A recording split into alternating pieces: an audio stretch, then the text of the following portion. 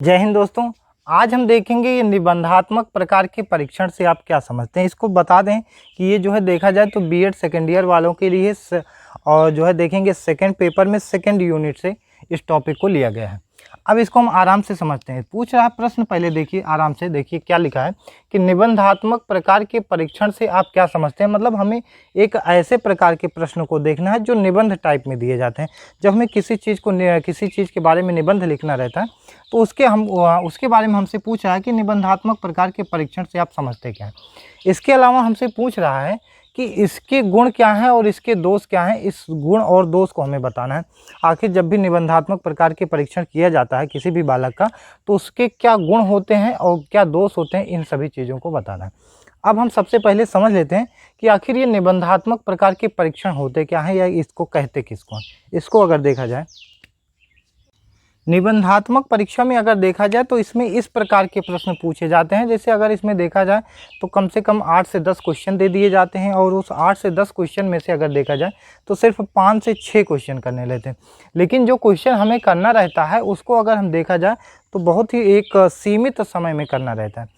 तो इसका मतलब अगर समझिए ज़रा कि निबंधात्मक परीक्षा किसे कहते हैं। एक ऐसी परीक्षा जिसमें अगर देखा जाए तो 8 से 10 क्वेश्चन होते हैं, जिसमें से अगर देखा जाए 5 से 6 क्वेश्चन हमें करने पड़ते हैं और उन सभी प्रश्नों का उत्तर हमें एक निर्धारित समय में देना रहता है।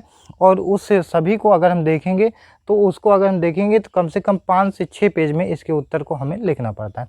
तो ये निबंधात्मक परीक्षा रहा। अब हम ये समझ लेते हैं कि आखिर ये जो निबंधात्मक परीक्षा है इसकी उपयोगिता क्या है या इसकी विशेषता क्या है। इसकी विशेषता को अगर हम देखें, अब यहाँ पे अगर हम देखें निबंधात्मक परीक्षा प्रणाली के गुण की बात किया जाए तो इसके गुण में अगर हम देखें तो प्रश्न पत्र निर्माण में सरलता, यहाँ का इसका मतलब ये है कि अगर हम देखें जो भी अध्यापक जो इस प्रकार के प्रश्नों को बनाएगा तो प्रश्न पत्र बनाने में उसे काफ़ी सरलता होगी। क्योंकि यहाँ पर देखा जाए तो ऐसा व्यक्ति भी प्रश्न पत्र बना सकता है जिसको उस विषय में जानकारी भी ना हो। क्योंकि निबंधात्मक प्रकार के प्रश्न होते हैं तो इसको बहुत आसानी से बनाया जा सकता है। जैसे एग्जाम्पल तौर पे अगर हम समझना चाहें कि जैसे अगर कोई व्यक्ति है जिसको रामायण के बारे में जानकारी नहीं है, लेकिन अगर उसको जो है निबंधात्मक प्रश्न बनाना है तो उसमें हम बहुत आराम से बना सकता है कि जो है रामायण का संक्षिप्त परिचय दीजिए। बहुत ही मतलब यहाँ पे इसका मतलब ये है कि जो ये प्रश्न पत्र में काफ़ी ज़्यादा सरलता देखने को मिलती है। इसके अलावा अगर हम दूसरा देखें, दूसरे में दिया गया है कि विचार व्यक्त करने में स्वतंत्रता। यहाँ जो भी बालक होगा, जो भी परीक्षक होगा, जो परीक्षा देने वाला है, वो अपने विचारों को व्यक्त करेगा।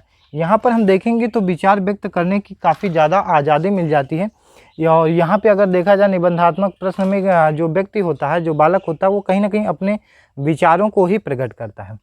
इसके अलावा अगर देखा जाए तो विद्यार्थियों के समस्याओं एवं कमजोरियों की अभिव्यक्ति, यहाँ से अगर हम देखें तो जो बालक होगा, जो विद्यार्थी होगा, उसकी कमजोरी के बारे में भी हमें पता चलता है, उसकी समस्याएं क्या हैं।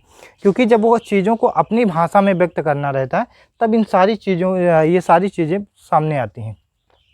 इसके अलावा देखा जाए तो रटने से बचा जा सकता है। क्योंकि अगर निबंधात्मक परीक्षा हो रही है तो वहाँ पे देखेंगे कम से कम 5 से 6 पेज में आंसर को लिखना है, तो उस स्थिति में रट के तो काम नहीं चल सकता। वहाँ पे हमें कहीं ना कहीं समझ ही विकसित करनी पड़ेगी। तो इसलिए हम यहाँ से एक चीज़ समझ सकते हैं कि रटने से भी हम यहाँ से बच सकते हैं। तो इसको देखा जाए तो ये निबंधात्मक परीक्षा प्रणाली के गुण रहे। अब इसके बाद हम देख लेते हैं कि आखिर निबंधात्मक परीक्षा प्रणाली के दोष क्या हैं या कमियाँ क्या हैं, इसको हम देखते हैं। अब यहाँ पर अगर देखा जाए निबंधात्मक परीक्षा प्रणाली के अगर हम दोष को देखें तो दोष में देखा जाए जो पहला दोष है कि सभी पक्षों की समीक्षा करना संभव नहीं है। यहाँ पर अगर हम देखा जाए जो भी प्रश्न दिए गए थे उस प्रश्नों के उत्तर से अगर हम देखें कि सभी पक्ष की क्या समीक्षा की जा सकती है तो संभव नहीं है। जैसे हमने प्रश्न बताया था कि अगर हमें दे दिया गया कि हमें जो है रामायण के बारे में हमें पूरी जानकारी देना है, उसकी समीक्षा करना है, तो हम ये ज़रूरी नहीं कि हम रामायण के सभी पक्षों को उसमें हम समाहित कर सकें। क्योंकि हमें जब भी लिखना रहेगा बहुत ही कम समय में लिखना रहेगा, बहुत अच्छे तरीके से लिखना रहेगा। तो इस हिसाब से देखा जाए तो सभी पक्षों की समीक्षा करना संभव नहीं है, क्योंकि हम सभी पक्ष लिख ही नहीं पाएंगे तो समीक्षा तो। इसके बाद अगर देखा जाए दूसरे नंबर पर दिया गया है कि विद्यार्थी द्वारा लिखे गए प्रश्नों को पढ़ना। अर्थात इसमें यह दिया गया है कि जो विद्यार्थी प्रश्नों के उत्तर दे दिए हैं, क्योंकि जब भी विद्यार्थी प्रश्नों का उत्तर देगा निबंधात्मक परीक्षा में तो कम से कम एक प्रश्न के लिए वो 5 से 6 पेज लिखा होगा। तो इस 5 से 6 पेज को पढ़ना कहीं न कहीं जिस अध्यापक को चेक करना है उसके लिए भी समस्या है।